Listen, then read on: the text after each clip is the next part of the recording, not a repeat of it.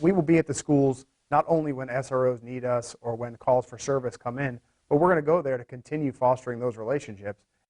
We are just weeks away from the start of the school year in Forsyth County, and Juvenile Intervention and Investigative Task Force deputies, better known as JIT, hope that the steps that they've taken this summer will help reduce crime on school campus and in the community. Yes, it was formed 2 months ago, and since then the 8-person team has been trying to interact in positive ways with young people who need a role model in their lives. Fox 8's Daniel Pierce is live in Winston-Salem, and Daniel, last week we reported that the team has been able to use that positive interaction to take 37 weapons, drugs, and a handful of vehicles out of the hands of people committing crimes. And these right here weren't just out of the hands of young people, but also the hands of individuals who more than likely were essentially grooming these young kids to go out and commit crimes. So what JIT is hoping is that with the arrest, with those seizures, that they're going to be able to keep that momentum going for the rest of the year.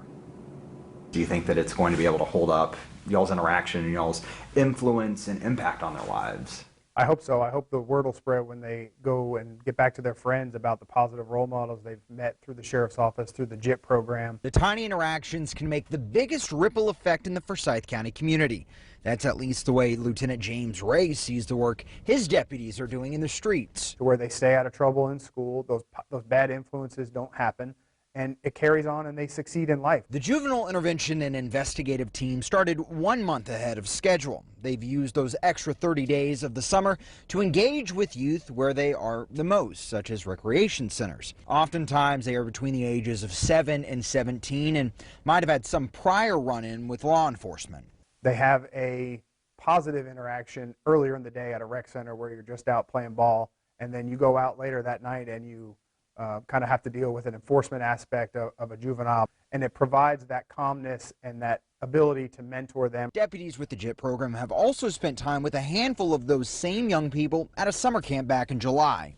And checking in and saying, hey, how are you doing today? Are you ready for school? Things like that. In September of 2021, the Forsyth County Sheriff's Office knew of 134 people under the age of 21 involved in organized crime, 6 of whom were younger than 15. In the first week of being operational, JIT arrested 5 people, including 2 juveniles, and seized 5 guns, 1 an AR, 4 handguns, and 1 ghost gun. I asked Lieutenant Ray how many arrests of adults included in organized crime have been arrested since then.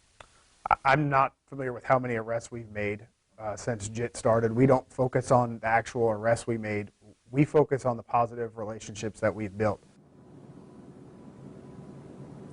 And that positive relationship sometimes starts with calls to their JIT hotline. These right here for people that want to call and say, hey, there's somebody that I know that may need that sort of interaction. If you have a situation like that, there is a hotline. That number, I'm going to read it off, is 336-917-7030. Again, 336-917-7030. Once the school year starts, JIT officers will go to schools, but they will also be in touch with SROs and guidance counselors on campus for referrals of individuals that also need that positive interaction or role model.